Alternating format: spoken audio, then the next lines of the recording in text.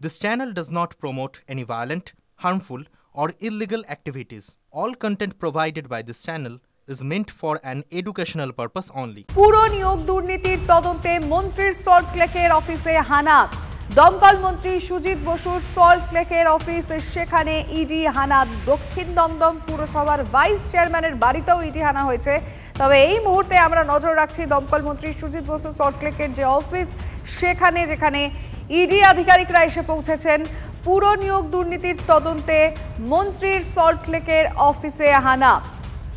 এই মুহূর্তে আমরা ছবিটা দেখাচ্ছি যেখানে সুজিত বসুর সল্টলেকের অফিস রয়েছে, যেখানে ইডি আধিকারিকরা এসে পৌঁছেছেন এবং কি কারণে কেন কি তথ্য খুঁজতে এই অফিসে হানা দিয়েছে সেই বিষয়ে অবশ্যই আমাদের রিপোর্টার কথা বলবে এবং আপনাদেরকে আরও তথ্য জানাবে। যেটা শুরুতে আমরা প্রাথমিকভাবে এখনো অবধি জানতে পেরেছি, পুরো নিয়োগ দুর্নীতির তদন্তে মন্ত্রীর সল্টলেকের এই অফিস, যে ছবিটা দেখতে পাচ্ছেন অর্থাৎ সুজিত বসুর যে অফিস, সল্টলেকের অফিস, সেখানে এই মুহূর্তে ইডি আধিকারিকরা রয়েছেন।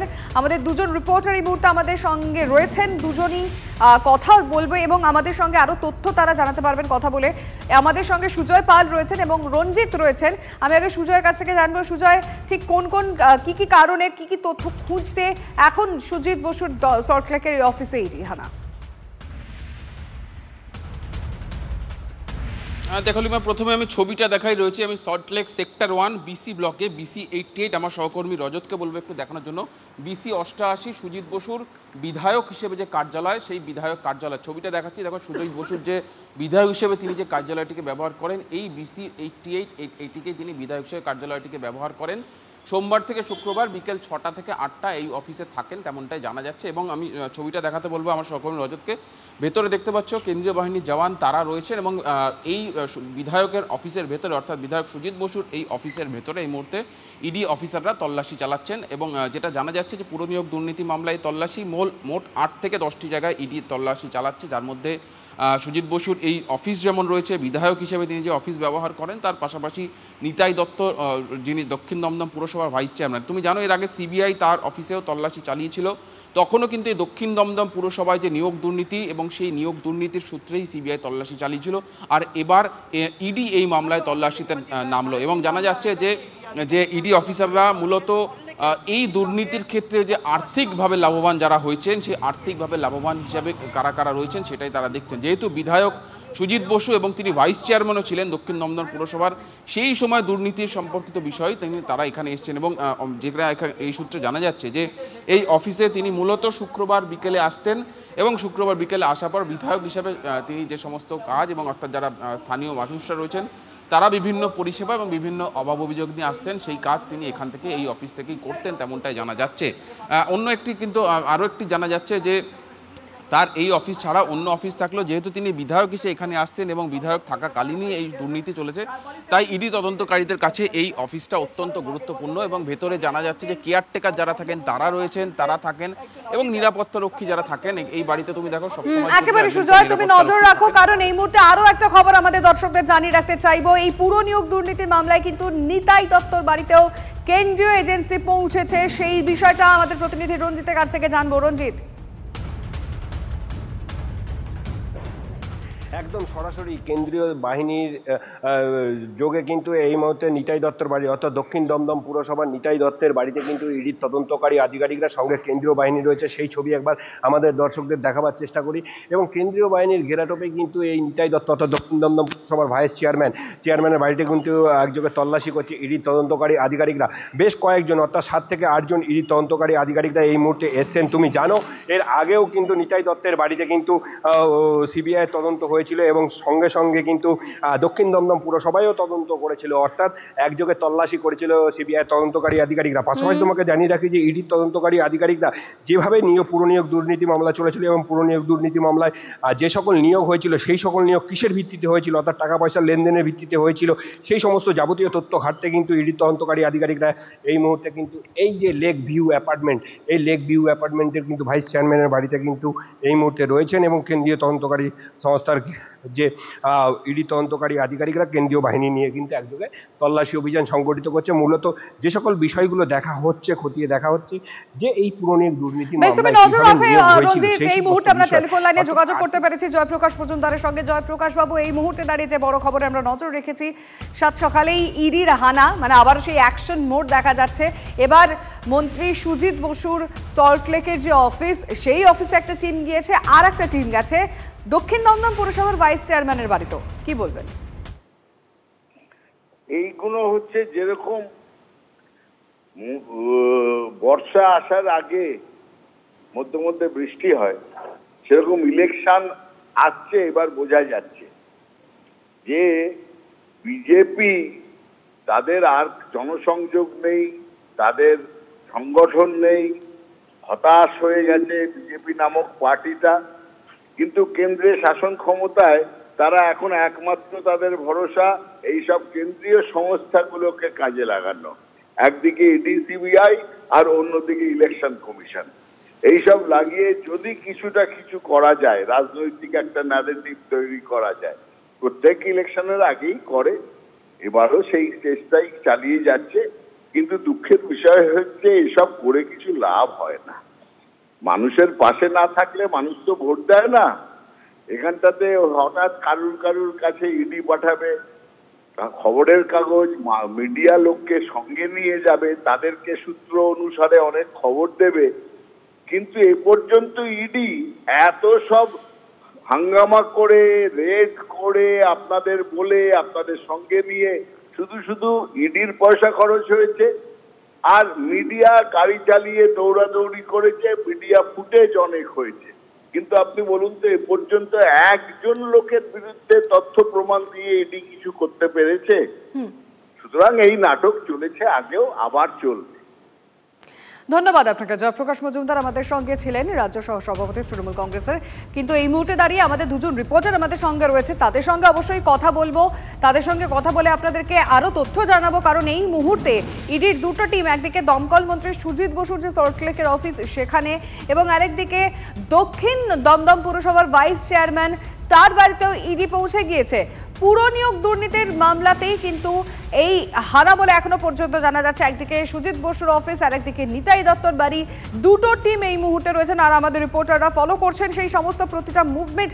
এই মুহূর্তে সুজয় পাল এবং রঞ্জিত আমাদের সঙ্গে রয়েছেন। আমি একটু সুজয়ের কাছে চলে যেতে চাইবো। সুজয়, সুজিত বসুর যে অফিসে, সল্টলেকের অফিসে, যেখানে তিনি অফিসিয়াল কাজকর্ম করে থাকেন, সেই অফিসে এই মুহূর্তে ইডির টিম রয়েছে। সুজিত বসু আসার সম্ভাবনা কি রয়েছে, কিছু জানা যাচ্ছে?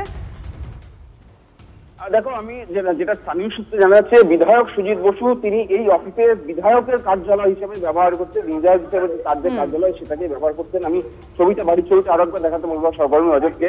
স্থানীয় সূত্রে জানা যাচ্ছে তিনি সোম থেকে শুক্র তিনি মাঝে মধ্যে বিকেল বেলায় আসতেন, অর্থাৎ সন্ধ্যে 6টা বা কখনো বিকেল 4-5টা নাগাদ এখানে এসে পৌঁছতেন।